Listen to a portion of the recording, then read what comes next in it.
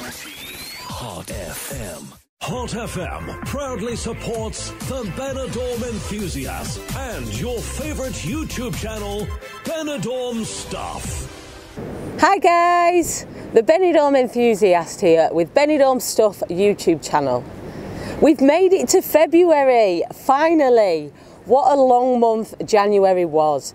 The quietest and usually the coldest month of the year.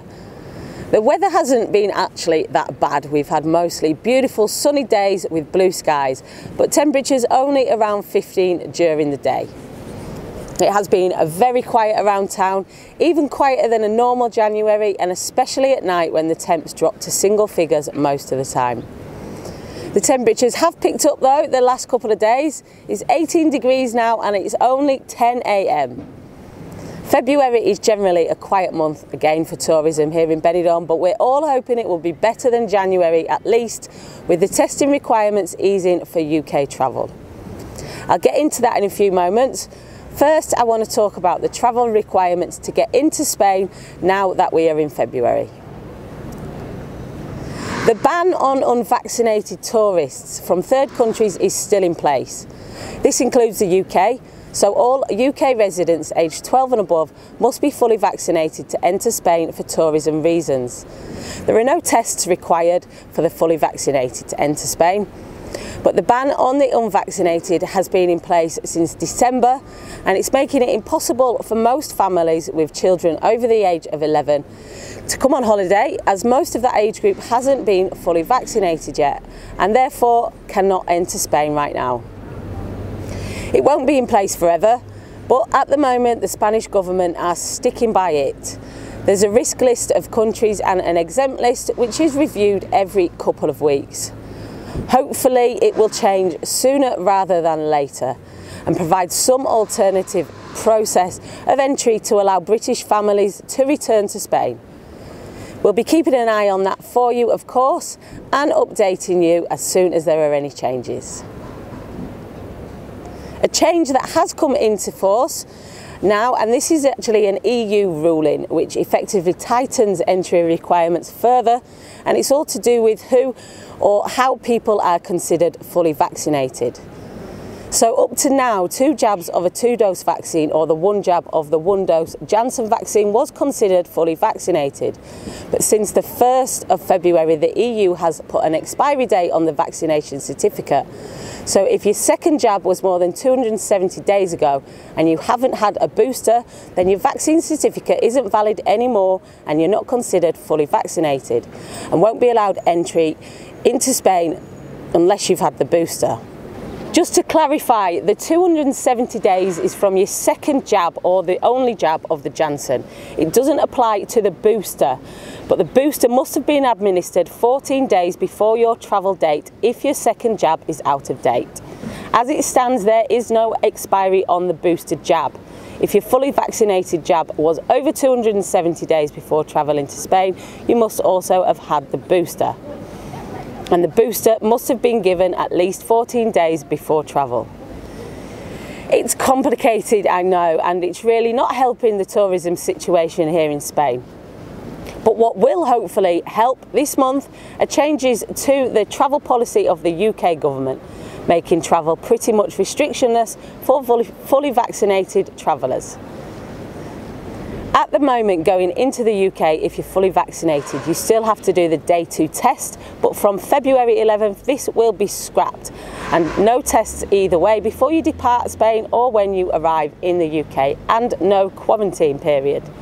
If you're not fully vaccinated, and this won't apply to anybody coming on holiday now because you have to be fully vaccinated to enter, but there are some people here that will have arrived before the ban came in, and of course there's people that live here, so I thought I'd better go over this as well.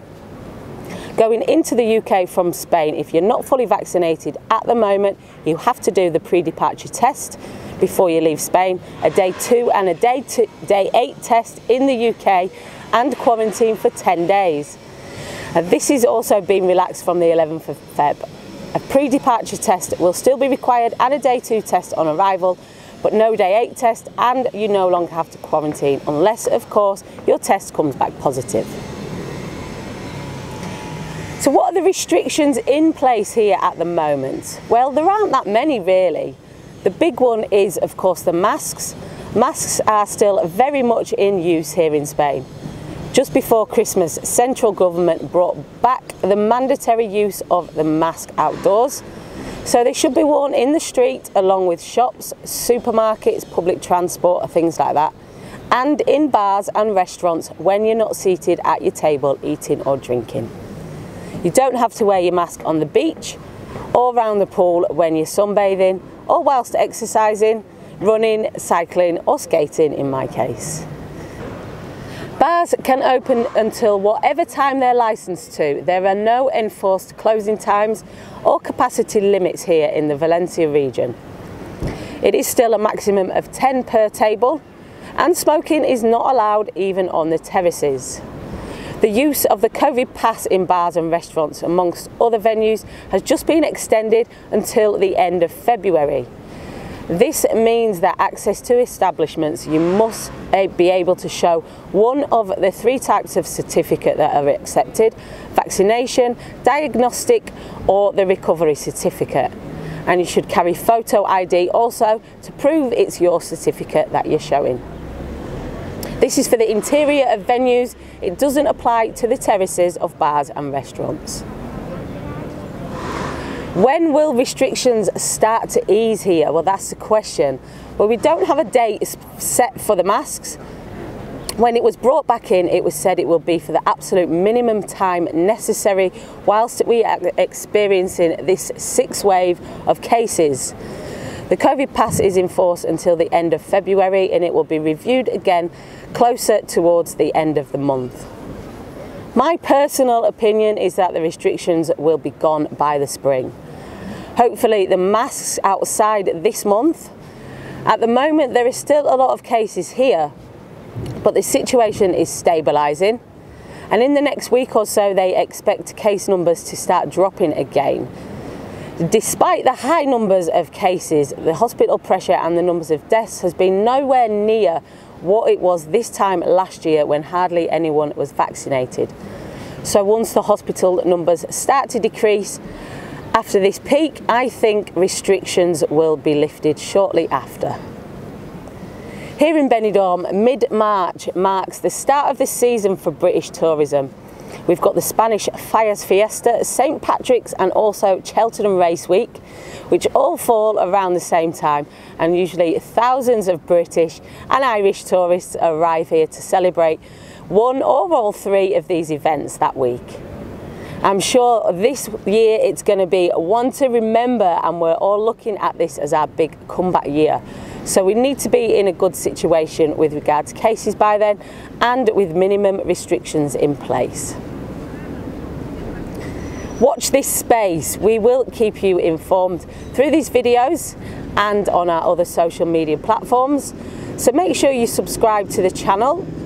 Click on the bell so you get notified as well whenever we release a new video. And follow us on Facebook, Instagram, Twitter and TikTok at the Benidorm Enthusiast so you don't miss any important updates.